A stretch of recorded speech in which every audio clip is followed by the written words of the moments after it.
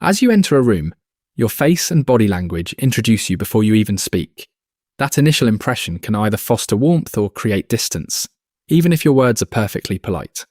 Tiny movements and positions reveal private thoughts, causing people to respond to signals they cannot fully name. Up to 10,000 units of information can flow between two people each second. When the wrong cue slips out, a deal, friendship, or invitation can falter without any clear explanation. When the right cue lands, strangers relax, listen longer, and feel like you are someone worth knowing. At a crowded mixer, you smile quickly, glance away, and wonder why the conversation remains superficial. A few small adjustments in smile timing, eye contact, posture, and stillness can change the entire outcome. Next, you will learn a simple sequence, from greeting signals to small talk, that makes connection feel effortless. This video is inspired by How to Talk to Anyone by Leil Lowndes, and subscribe for more social tools you can use today. A warm smile works best when it appears with a slight delay, as if chosen rather than automatic. The mechanism involves pausing to actually see the other person, then letting the smile spread across your face and eyes. That split second gives the impression of sincerity, as the expression seems tailored to one specific recipient. A too quick grin can look generic, and generic warmth often reads as salesy or shallow. One corporate story describes training a slower smile, after learning that quick smiles reduced credibility for women in business. With the slower build, people felt the smile was special, and just for them, even in just a second. This approach aligns with the larger goal of sending clear signals that pull others closer instead of making them cautious. It also supports every later skill, because first impressions decide whether anyone stays engaged long enough to listen. In practice, hold the greeting for one beat, notice their face, then release the full smile deliberately. Repeat it with every introduction until the pause becomes natural and the warmth shows up without forcing it. Eye contact signals attention, and maintaining it slightly longer than usual can make another person feel fully heard. Sticky eyes works by holding the gaze a moment after they finish speaking, then looking away slowly and reluctantly. The extra seconds broadcast comprehension and respect, especially in daily conversations where quick glances are expected. The risk is overdoing the intensity, as some listeners might feel pressured or misinterpret the motive behind the stare. In a restaurant example, a blunt salesman tried sticky eyes with a waiter, and the interaction suddenly felt more caring. He kept eye contact for 2 extra seconds, and the table received unusually gracious service for the rest of dinner. A sharper tool is epoxy eyes, which focuses on a target listener even when someone else is speaking. Used lightly, it can show confidence and interest in reactions, but it must be handled carefully to avoid coming across as arrogant.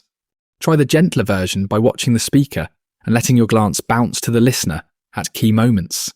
Combine this with a steady, warm face to ensure your eyes communicate interest without turning the conversation into a contest. When your body fully turns towards someone and stays there without scanning the room, they feel welcome. The big baby. Pivot combines a warm smile with a total body turn, and undivided attention at the moment of introduction. By immediately rewarding the new person, this mechanism satisfies their deep desire to feel special and recognized. If attention remains divided, even friendly words can feel like a performance, and the connection never truly forms. At a party, one woman stopped giving half smiles and instead turned fully, smiled broadly, and invited a newcomer. Once the newcomer felt welcomed, they began an animated conversation, and the earlier awkwardness disappeared. Hello, old friend involves imagining a long-lost friend, which naturally softens your face. This inner delight changes your eyebrows, posture, and distance, making the other person sense acceptance before any clever words. Use both techniques together. Pivot toward them first, then let the friendly assumption guide your tone, pace, and openness. If instant warmth feels challenging, subscribe for more practical tips to make first meetings easier and more natural. Credibility increases when posture appears aligned and movements stay controlled, as jitter can look like discomfort or deception. Hang by your teeth uses a doorway visualization that lifts the head and shoulders, creating the appearance of a confident somebody.